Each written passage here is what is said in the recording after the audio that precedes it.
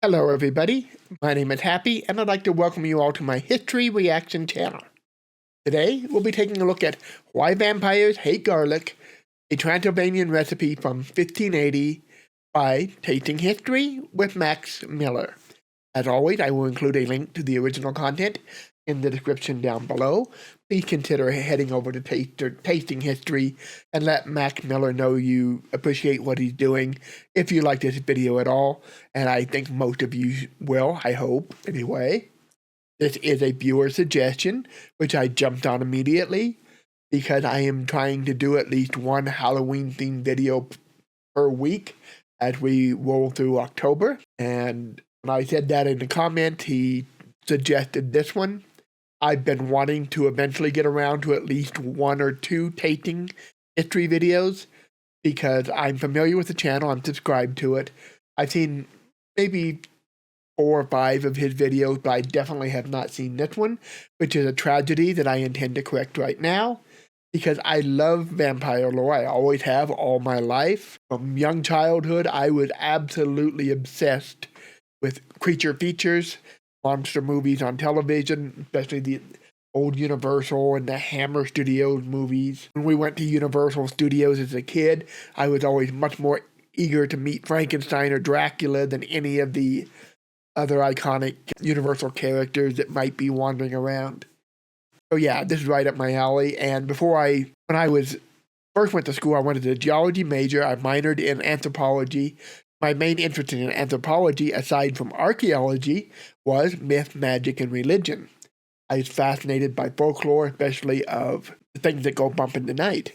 It's always been kind of a side passion of mine, but it's something that I do get very passionate about. Ghost stories, vampire stories, werewolves, you name it. If it's something that comes out of folk mythology, folk legend, anything like that, I'm here for it, especially if it's on the scarier side. So I actually know quite a bit about the history of vampires. I won't say I'm an expert at it by any means, but I've done my homework, both on the historical and folklore side of it, but also through the literary side of it and the culture side of it, especially in the modern period, because vampires have evolved over time and in various different locations. There's various vampiric-type creatures, from humanoid vampires like we typically think, to things like the chupacabra, the goat sucker that sucks blood out of animals, and everything in between. So let's get into it. As if this follows any of the format of all the other Max Miller videos I've seen, you'll start by introducing us to a recipe from history. He'll start preparing it, and then he will get into the history behind the culture, the food itself, or in this case, I'm hoping, Transylvanian vampires.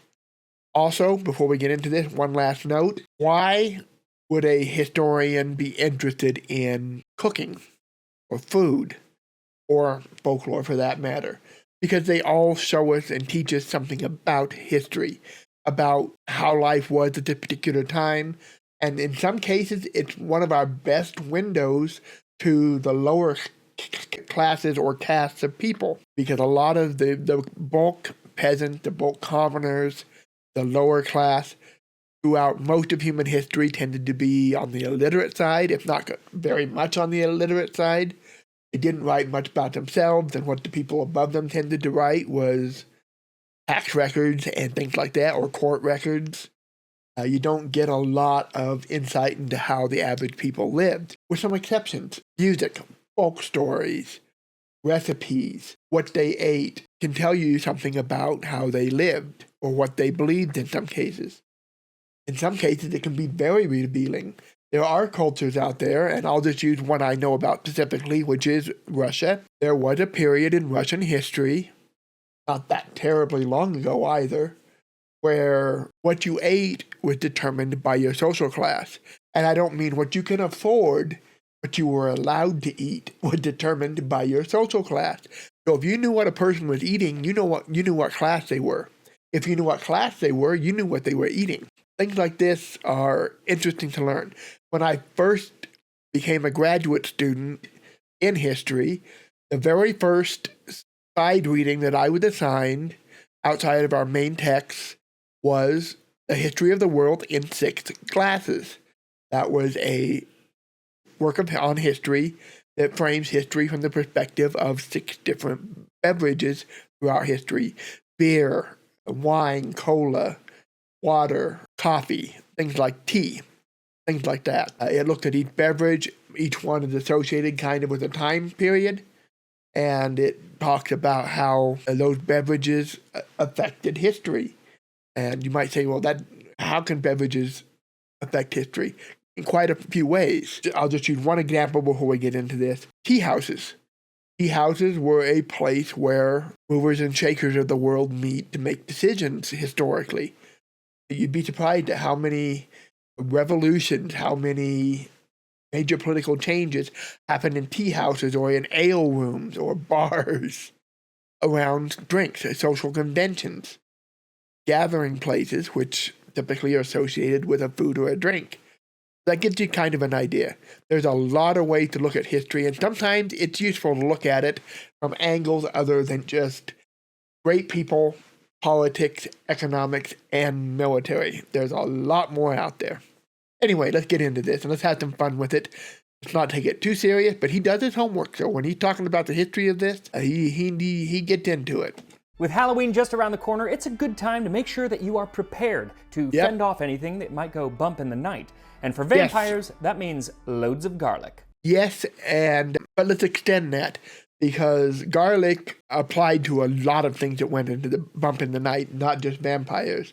In a lot of cultures, garlic had a protective quality, and that might not even be coincidental. Garlic, and to a lesser degree, onions, are both antibacterial, have antibacterial and antifungal properties.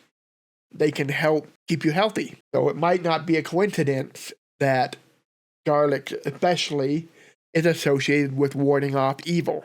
It can be evil spirits, demons, vampires, you name it. Witches, depending on what country you're in, what culture, what time period you're talking about. Garlic is kind of a universal keep the bad things away thing. And it's not the smell, although the smell can play into it. But it's also just, it has this belief system built around it that it keeps you safe from this stuff.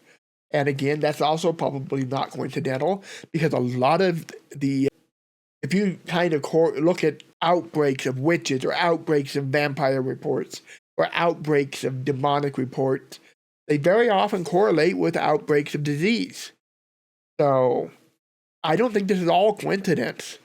I think that there's a reason people believe that garlic keeps these things away, because it helps keep away bacteria. If you're eating it constantly, if you've got it around you, it helps keep away certain fungi. So there's probably a reason this linkage was made between garlic and keeping away the bad stuff. So not at all shocking. Now, we'll get into this and we'll see what else he has to say. But I wanted to throw that out right away, because it's not just vampires that are repelled by this. It is just about anything that goes bump in the night. So I'll be making a 16th century Transylvanian recipe for beef with garlic harvester sauce. So thank you to Wondrium for sponsoring this video as we learn why Dracula hates garlic. Yes. This time on Tasting History. So today's recipe comes from 1580 and was written by the master chef at the court of the Prince of Transylvania. And the way that he writes it is very conversational, like he's just talking to someone, and he's always going back and referencing other recipes, and it can get kind of confusing if you just read one recipe in and of itself. So this is a bit of a mashup of a few of the recipes. Got it. Beef with garlic harvester sauce. Prepare the meat like I told you. Put parsley roots, leaves, and onions into it. What we call harvest sauce, as I said, is that you beat 6 or 7 eggs in vinegar and start whipping it. Peel the garlic clove by clove, break it well, add it to the eggs and vinegar. Then pour the meat's juices into it. Break it well with the blanching stick after adding the liquid. Be careful to keep it from shrinking. So the real question is, what does he mean by prepare the meat like I told you? Because earlier in the book, he says that he's going to tell you how to cook beef, and then just says, after you wake up, pray to God, wash yourself, then wash your pot. If I want to cook something good, I have to pray to God first. I'll give him that. Want to cook beef, wash your pot thrice, salt it twice or thrice, Not more. Not more. Really? Got it. That's all you're going to give us. Okay. Well, we know he uses a pot and salt, and based on some other things that he mentions, I think this is going to be like a pot roast. He also gives a bit of advice that I think applies to me. If you're an old man and can't stand, sit down on a chair in the kitchen. Oh, good Also, instructions. if you want to check out this cookbook yourself, Glenn Gorsuch, who was instrumental in having it translated, has been generous enough to put the entire thing online for free, so I will put a link to that in the description. I want to So for look this at recipe, what you'll need is a 3.5 to 4 pound or about 1 3/4 kilogram boneless chuck roast. Got it. 2 teaspoons of coarse salt, divided. 2 teaspoons of black pepper. Two teaspoons. Sorry. Count. I don't think I could have resisted doing that either if I was in his shoes.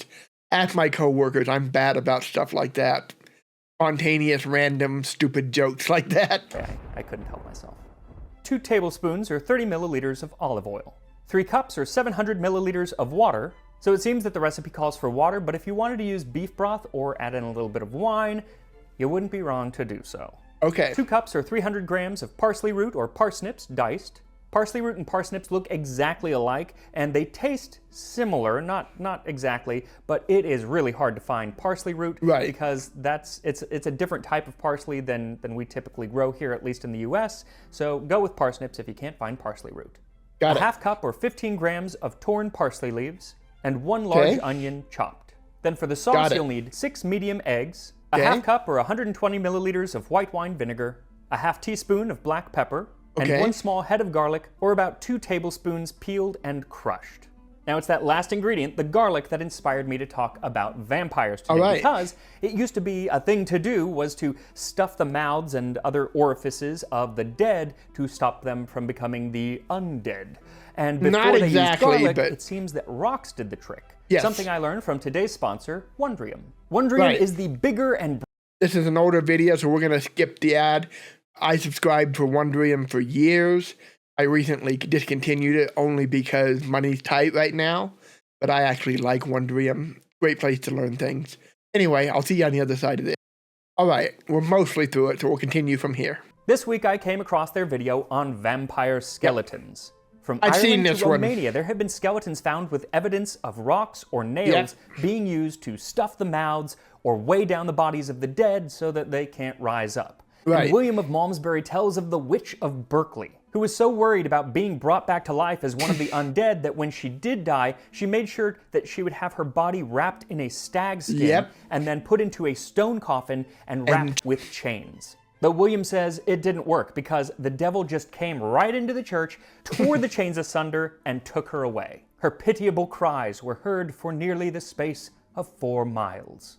If only they'd used garlic. Yes. So if you want to keep learning awesome stuff like this, make sure to visit wondrium.com/tastinghistory or visit the link in the description to start your free trial today. Now, okay, I want to comment on that just a little bit.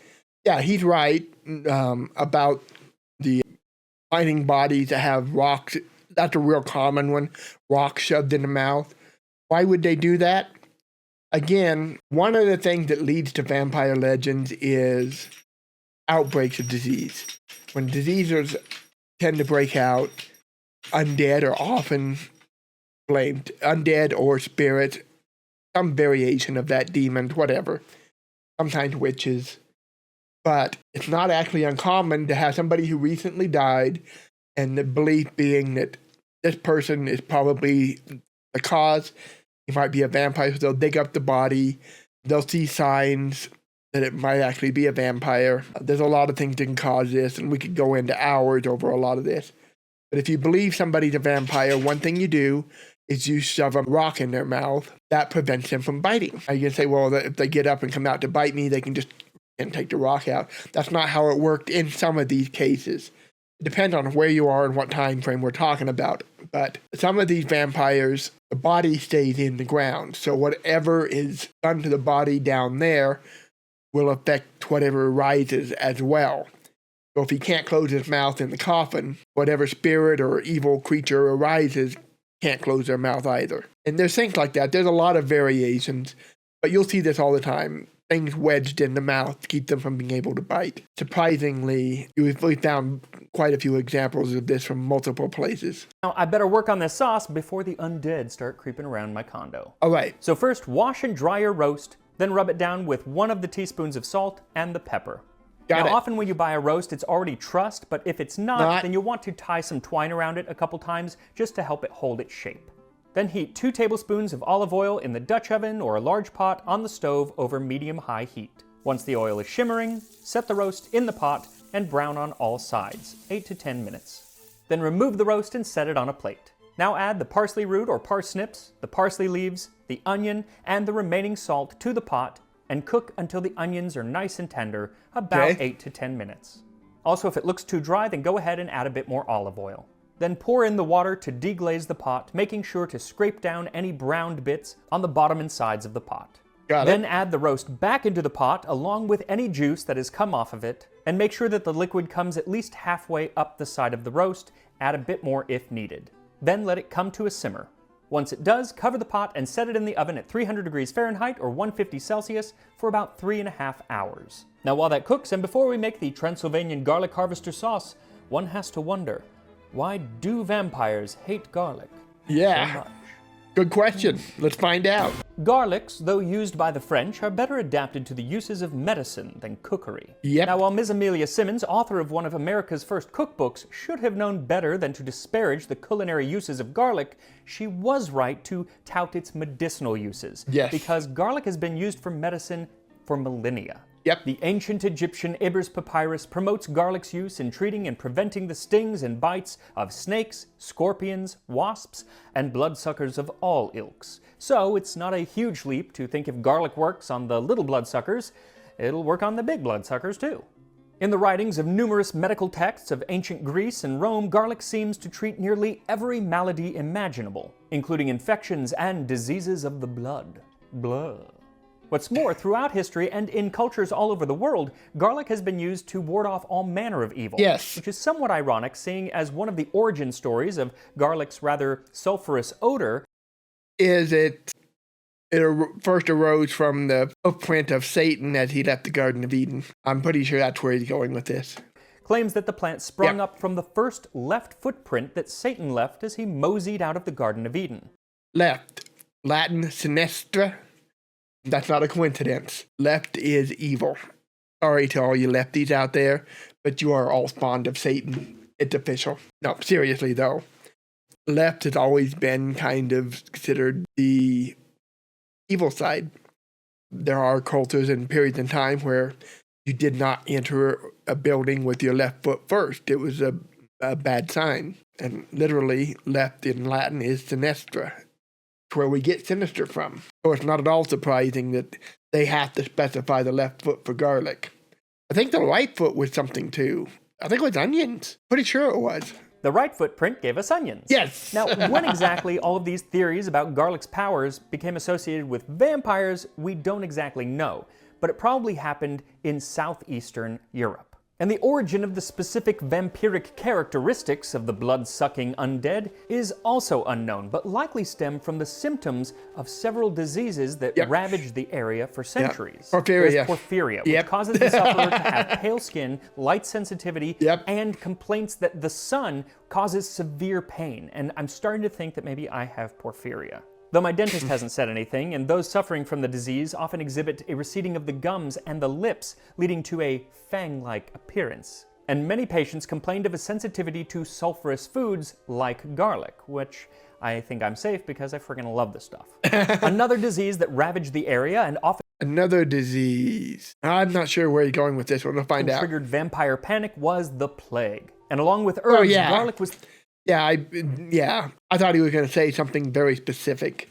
The bubonic plague, But I mentioned this earlier. Infestations of undead of various types or evil spirits are often linked with periods of pandemic, large-scale outbreaks of the disease. Thought to ward off the disease. And not just undead, but also anything evil like witches. Witches are often associated with disease outbreaks as well. And not just on humans. On like a cattle disease, for example, will often result in an outbreak of witchcraft accusations. Let's back up and continue. Vampire panic was the plague, and along with herbs, garlic was thought to ward off the disease, so a connection seems inevitable. But for my money, the disease that seems most vampire-like has to be rabies. Okay. Both vampires and werewolves likely have origins in this scourge, which is spread by biting. Yes, and the two most common animals we associate with rabies, canines, dogs and wolves, and bats, werewolves and vampires. The sufferer often froths a bloody foam from the mouth and behaves in an erratic and violent manner, and they develop a heightened sense of smell, Never thought of this, but it makes perfect sense. making things like garlic all the more repulsive. And the two animals most associated with the disease were dogs, hence werewolves, and bats, vampires. It was a bat that gave Meredith rabies in the office. She did not turn into a vampire, though. But if you are worried that you might turn into a vampire after being bitten by a bat, you can just eat a lot of garlic. And if you don't want to eat it, then it seems you could just kind of hang it about the place. Yeah. For example, even today in Romania, Saint Andrew is revered as the country's patron saint as well as the patron saint of wolves and the man responsible for bringing garlic to the country. And so on November 30th, the feast day of Saint Andrew and Romania's version of Halloween, the way to ward off the spirits, demons, and vampires endemic to the holiday was to hang garlic from your windows and doors, hang it in your barn, and even spread it on your livestock. They also have a tradition known as the guarding of the garlic, where the young people of the town would bring garlic to the center of town, put it in a pot, and then dance around it, and then have the matriarch of the village watch over it all night. And while the holiday seems to be when the... Yeah, I love stuff like this. I love learning things like this. This is, for me, it's fun. It's interesting. It may not have a good point, but I love being able to see the world from the point of view of other cultures in other times. And that includes their beliefs, their arts, their crafts, their music, all of it. Everything about the past just fascinates me. That's all I got to say about that. Vampires are most active, the practice of hanging garlic should work all year round. That's actually what Dr. Van Helsing did to protect Lucy in... No. I've read Dracula, the novel by Bram Stoker, multiple times throughout my life. It's fairly short. I love the way it's written. A lot of it's written through diary and or letter type format, which gives it an interesting perspective. But I remember this distinctly. They did not hang garlic. They hung garlic flowers around the house, and he made a garlic flower necklace, basically. So it wasn't the cloves like you see in a lot of the movies. It was the flowers in Bram Stoker's Dracula. And of course, it was for Lucy, but if you know Dracula, you know that Lucy gets bitten, killed, and turned into a vampire anyway. That's because I think it was her mother didn't like the smell of the garlic, didn't realize why it was there, so removed it all. Bram Stoker's Dracula. Though in the book, instead of cloves of garlic, it was actually garlic flowers that he hung about the room and made into a necklace to put around Lucy's neck, to ensure that every whiff of air that might get in would be laden with the garlic smell. Unfortunately for Lucy, nobody seemed to tell her mom of the plan, and so her mother comes in and is like, this place stinks. It smells like garlic in here. Takes all the garlic, throws it out, opens the window to let some fresh air in, which, spoiler alert, also lets Dracula in, who kills Lucy. Dracula, Dead and Loving It, Mel Brooks. So Van Helsing fills her coffin with garlic, but no dice, she still rises up, becoming one of the undead, and so they have to stake her through the heart, cut off her head, and for good measure, stuff some more garlic into her mouth. Yes. Okay, so let's talk about that real quick. And let's back up a little bit because you were talking about bats relating to vampires. That's a little more true than you might think. I think Bram Stoker's Dracula is kind of where we get the idea of vampires turning into bats. But there's a reason why that connection was made. Beyond the rabies thing that he theorized. Like I said, I never thought of that, but that's a good point. But once he started going down that road, it's pretty obvious to me where he was going with it. But if you go back to, say, ancient Rome, you had a creature called the Strix. The Strix was a vampiric creature. Now, the exact nature of it changes over time.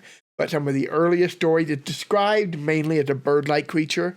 In fact, the only full description that I'm aware of describes it pretty much as an owl, except that it hangs upside down by its feet from above. So it rests like a bat. And the streaks, sorry, I'm struggling to say that for some reason. It's not that hard. Is that word sounds vaguely familiar? It's because a lot of later names for vampiric creatures derive from that name. There's the sturges or sturgies.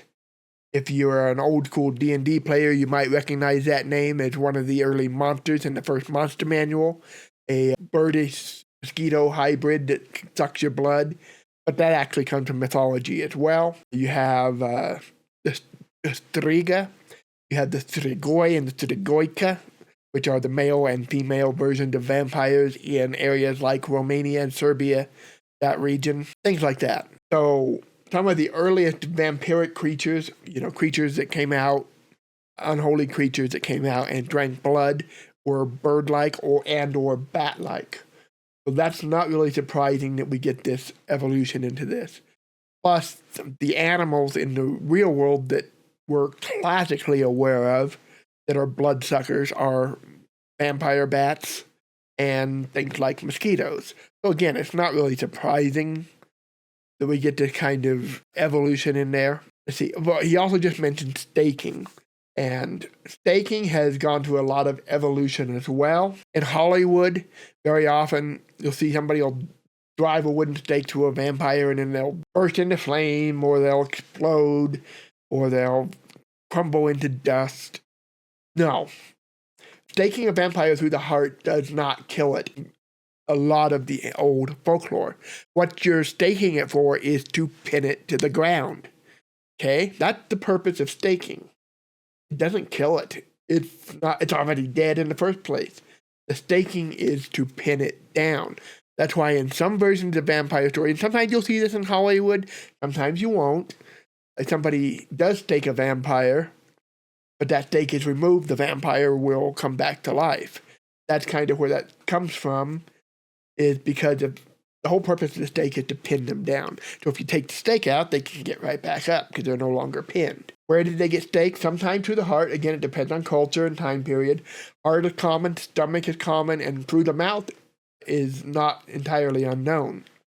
What did the type of wood make a difference? In some places, yes. So when you see this movie trope, especially in more modern movies, where somebody will just grab some random piece of wood and ram it through a vampire, depending on what century and culture you're talking about, that may or may not work.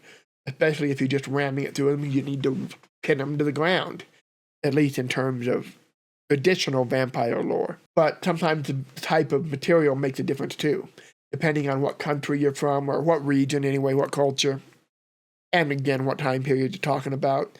So, for example, ash is a common wood that's used for that. I believe in the areas around Romania, Transylvania, and some of the Balkan states, the Slavic areas anyway. But you might see in other places it might be oak, it might be hawthorn, especially in Christian areas, because hawthorn is often associated with Christ. You might be rowan, especially in some Celtic areas in the British Isles or Ireland, as well as oak. So in some places, the type of wood makes a difference, and sometimes it might not even be wood. Cold iron is often associated with defeating evil or defeating the fae, the fairies. And in some traditions, you have to have a cold iron spike to pin them down. So there's a lot of variation in that. It's all kind of actually fascinating. But yeah, typically if it's a wooden stake, very often it's associated with some kind of wood that's considered holy or sacred or in some other way special by that culture, whether that be ash, oak, hawthorn, and rowan being the four that I know are very common and things like this. Now, much of the vampire lore that we have around today actually comes from the book Dracula. Right. But much of what Bram Stoker got came from actual practices in Romania that were documented in the 19th century by Emily Gerard in The Land Beyond the Forest, Facts, Figures, and Fancies from Transylvania. Got it. In very obstinate cases of vampirism, it is recommended to cut off the head and replace it in the coffin with the mouth filled with garlic. Though it wasn't just vampires that were deterred by garlic, but in bringing in the corn, a few heads of garlic bound up in the first sheaf will keep off witches. Garlic put in the money bag will prevent the witches from getting at it. Pickpocketing witches, the scourge of our times. They are. I mean, they're everywhere. I've never heard that one. Now, that's fascinating. Pickpocketing witches. I wonder if people would appreciate it if I went around town with garlic in all my pockets. Probably not. Now, she details more about the Nosferatu, or the vampires of Transylvania, including letting us know that there are actually two types of vampire. Yeah. There's the undead vampire, which we know and love, and they're made by being bitten by another vampire. But then there's also the living vampire, whose creation is maybe a little less threatening to our modern sensibilities. The living vampire is generally the illegitimate offspring of two illegitimate persons. Right. Well, land's sakes, somebody must alert the church elders. Yeah, things like that are not uncommon in folklore as well. And it's not just vampires. Cursed people, various types. There are folk tales from around the world where certain, I don't want to say genetic conditions, but certain ancestral conditions can lead to you potentially being a monster. I know there's some in Africa that I read years. When I was, one of my very first classes as a grad student was history of religion. And one of the topics, we had to choose an overarching topic for the history of religion for our final term paper. And we had to study multiple religions. And we had to try to find evidence of that theme or topic in each religion. And I chose generational curses for my topic. The idea that the sins of the father are visited unto the sins of the sons for 7 generations, or all kinds of variations of that. And there are several examples where, in various religions around the world, where something that has to do with your ancestry, whether it be something they did or it just be the nature of how you're born, can curse you in some way. He just mentioned this. The illegitimate child of 2 illegitimate children can make you a vampire. Well, there's also the lobezón in, I believe it's Mexico. For sure Hispanic, I'm pretty sure it's Mexico. That is a type of werewolf. It's a kind of a weird dog. But to become a lobezón, you are the 7th son of a 7th son. Very strange condition, but there's things like that throughout various cultures throughout history. And again, a very fascinating topic. I really enjoyed looking into generational curses from Islam, from Judaism, from all these other religions. It was quite a fascinating journey. Anyway, let's continue.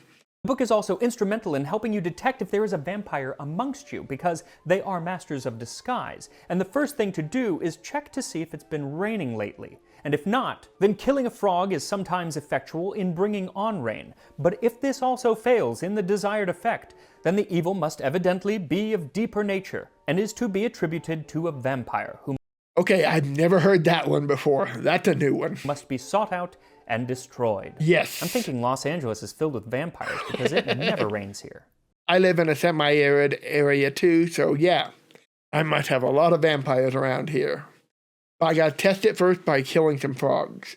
That doesn't bring the rain, then time to get out the stakes, I guess. We do have a lot of talent agents, and they're bloodsuckers. Now, I know what you're saying. This is all old superstition, confined to books and movies and TV shows. No, But allow it's not old. It's still around. me to offer a bit more contemporary evidence for the use of garlic against vampires. In the 1970s, Harry Sen, a folklorist, was told that even at that time in Romania, handing out garlic at a church service and seeing who did and did not eat it was a good way to detect if there was a vampire in the congregation. And in 2012, less than a decade ago, garlic sales skyrocketed in a small Serbian town after the town council warned everyone that they should hang garlic from their doors and windows. Yes. We have also reminded them to put a holy cross in every room in the house. Yeah, I'm familiar with this one. There was a a building collapse that supposedly had been the home of a vampire. So they believed the vampire was now homeless and on the loose. So you better beware. The precaution was due to... I don't remember his name, but it was a really funny... It was something really close to son of a bitch, because I remember laughing because I misheard it the first time. the collapse of an old shack that had been the home of the 19th century vampire Sava Savanovich. Yes! The destruction of the house was thought to leave Sava Savanovich homeless, and so he would be wandering about looking for alternative accommodations. Now, did the people actually believe that this was a real threat, or was it all a bit of fun, a little tongue-in-cheek? I don't know. What I do know is that with all of the garlic in the sauce that I am about to make, I should be safe just in case Sava Savanovich comes prowling around Burbank. Got it. There's a lot of other examples in relatively recent history. Some of them are actually quite disturbing. There was an incident, and again, I don't know the dates on these. I know the ones I'm thinking of are within the 21st century, but I couldn't tell you exactly where they all fell. There was one in, I believe it was Africa, that was really bad. There was a vampire panic. Can't remember the name of the area where it was. It started with an M. I'm pretty sure it started with an M, but that's all I can remember, where there were a lot of people killed due to a vampire panic. I remember reading some of the news articles about it, and it was kind of horrifying, and there were actually multiple waves of outbreaks of this in that region. When I get done with this video, I will see if I can find it, and I will share some links if I can find it in a pinned comment. There was also in Romania, I think it was Romania, I'm pretty sure it was Romania. There was an incident not that long ago where there was an outbreak of people getting sick, again, associated with disease. They suspected that a man who had recently died was a vampire. They exhumed the corpse and did some really horrendous things to it in order to end this vampiric terror that was going on in the village. Again, if I can find a link to that one, I'll share that as well. But those are just two off the top of my head that are fairly recent, where in one case there were several people killed because there was believed to be a vampire outbreak. And in the other case, there was a body dug up, mutilated, and some pretty horrific things done out of fear that it was a vampire. And, let's not make light of this. There are people today who genuinely still believe this stuff. Just like there's people today who believe a lot of things. Flat earthers, yes, but people who believe in all sorts of religions without a lot of empirical proof. That's part of what faith is. And, your beliefs are your beliefs. And some of these people and some of these cultures especially still cling to some of these beliefs. There was a murder cult. Again, I believe it was Mexico, not that long ago, again, where people were being kidnapped, murdered by a cult that was basically considered satanic in nature, and the police wouldn't go in to do anything about it because they were terrified because of superstition. They wanted to get some priests up there first to handle the evil before the police would go in and deal with the murderers. So this kind of thing is by no means gone. By no means. Anyway, continue. So you'll know your meat is cooked when you can insert a fork or a knife into the meat and twist with very little resistance. Then take the pot out of the oven, carefully removing the roast and letting it rest on a platter. Now to make the sauce, go ahead and whisk the eggs and then whisk in the vinegar until smooth. Then add in the garlic and the pepper and whisk to combine. Then take a cup or so of the broth that the roast was cooked in and very slowly add it into the eggs, whisking vigorously the entire time so that you temper the eggs and they don't curdle, or what the author calls shrinking. Right. Now it's kind of unclear here what to do next with the sauce, if it's ready now or if you have to heat it, because he warns to not let it boil, and if it's not being heated, then I don't see why that would need a warning. So for my money, put the sauce in the saucepan and set it over low heat to slowly warm while you whisk. This will thicken the sauce over the next couple minutes. Just make sure not to let it boil or it will curdle. And here we are, 16th century Transylvanian beef with garlic harvester sauce. It smells so good. You can smell the garlic, most definitely, and then there's a bit of a tang to the vinegar, but the other aromas from the meat and everything, it smells really, really good. Let's give it a shot. The meat is so tender, it just falls apart. It's so good. It's so flavorful, even with just the water. I didn't use broth or wine. You can, but it doesn't need it. It has plenty of flavor, and the garlic sauce, it is strong. You don't need very much, just a little bit on top, and it just lifts it up. It is garlicky. If you don't like garlic, you're not gonna like the sauce. But if you're a vampire, you're gonna die. It is absolutely delicious, and it's a really smooth sauce, which for this time period is odd because you're just coming off of thickening sauces with like breadcrumbs, and so they tend to be kind of lumpy, but this isn't. It's so smooth, it's almost like a modern day sauce. Try a parsnip. Honestly, I was gonna say you could also use just like a turnip. It's a little bit different, but you could also just use a turnip. So of all of the savory dishes, the entrees that I've made here on the channel, I think this might be my favorite ever. It's absolutely wonderful, so I encourage you to make it. I also encourage you to like this video and to click the link in the description for your free trial of Wondrium. Also, for more Halloween content, last year I did an excellent episode, if I do say so myself, on soul cakes and the history of trick-or-treating. So I'll put a link up here, and it should be the next video that pops up if you just keep watching. So I'll see you over there on Tasting History. All right, sounds good. Anyway, that was fun. Like I said, I love vampire lore. I love the lore of things that go bump in the night. I always have. So he covered a lot. I hope I was able to add a decent amount. I will try to find a couple of articles on 21st century vampire outbreaks. At least the two I mentioned. I know there's some out for the one he mentioned, because I remember reading that one too. And like I said, I remember hearing it on the news. And I remember hearing it when I first heard it. I thought they said, "Son of a bitch." And I was like, whoa, that's got to be a practical joke. Are we talking Halloween or are we talking April Fool's Day?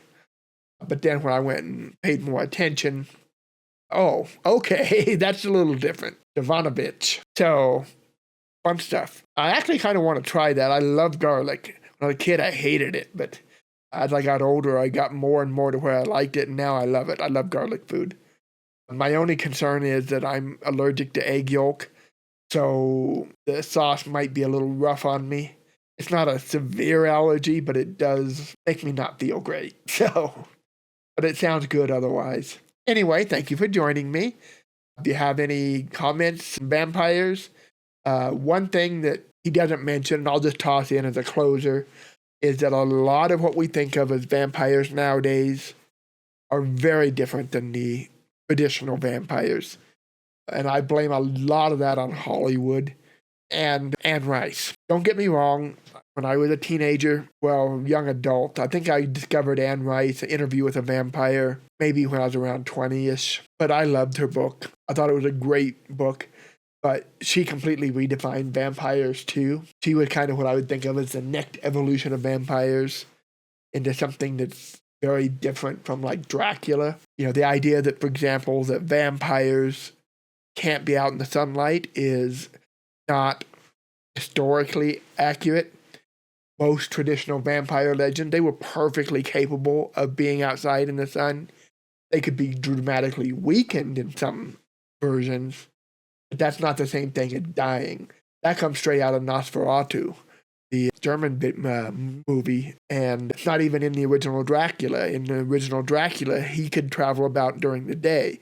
He was just more vulnerable then. So things like that come out of Hollywood primarily, or the international equivalent in the case of Nosferatu. And then you get things like, in traditional vampire lore, you become a vampire if a vampire bites you and kills you. That's how you get it. Nowadays, it's far more likely that you have to drink the blood of the vampire to be turned. And vampires are much more sexual. They were a lot of, even in ancient myths, they were very seductive in a lot of them, but in the way they are now, with a few notable exceptions. Much more likely they just have a magnetism as opposed to being as horny as they are in modern interpretations.